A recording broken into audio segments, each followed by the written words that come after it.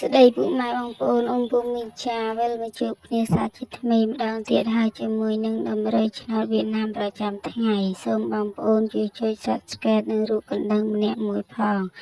ដើម្បីទទួលបានវីដេអូថ្មីមុនគេចាមុននឹងទៅដល់ដំរីឆ្នោតថ្ងៃនេះយើងងាកទៅមើលដំរីឆ្នោតកាលពីម្សិលមិញម៉ោង 1:30 នាទីដំរីឆ្នោតរបស់យើងអាចបានចូលទេយើងទៅមើលម៉ោង 4:30 នាទីម្ដងម៉ោង 4:30 នាទីយើងចូលចំ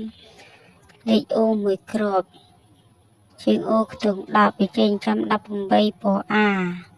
និងលេខធំយើងមានចូលទេកាលពីម៉ោង 4យើងទៅមើលម៉ោង 6:30 នាទីម្ដងចាម៉ោង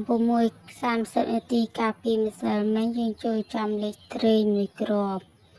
54ចេញចំពណ៌អានិងលេខអូមួយគ្រាប់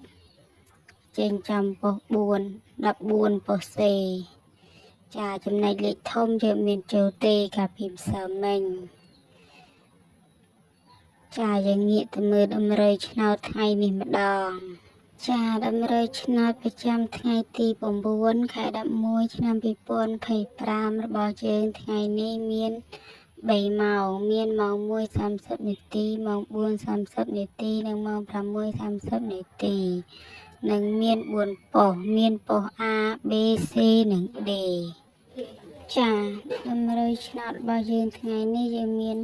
លេខតូចអូខ្ទង់ថ្ងៃនេះយើងមានអូខ្ទង់ខ្សែនិងលេខត្រេង4គ្រាប់គ្រាប់ទី1យើងមានលេខ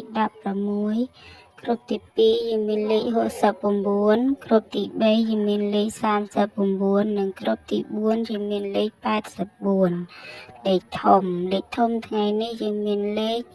457គុណបញ្ជាក់លេខតូចអូខ្ទង់ថ្ងៃនេះយើងមានអូខ្ទង់ខ្សែនិងលេខត្រេង4គ្រាប់គ្រាប់ទី1យើងមានលេខ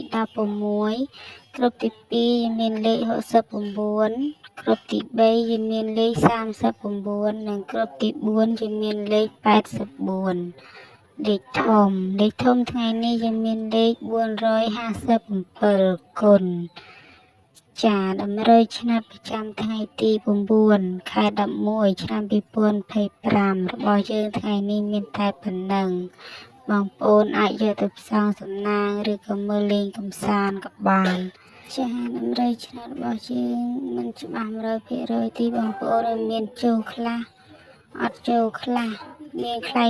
ក៏ចូលចំច្រើនទៅថ្ងៃខ្លះក៏ចូលចំតិចចាបងប្អូនអរគុណច្រើន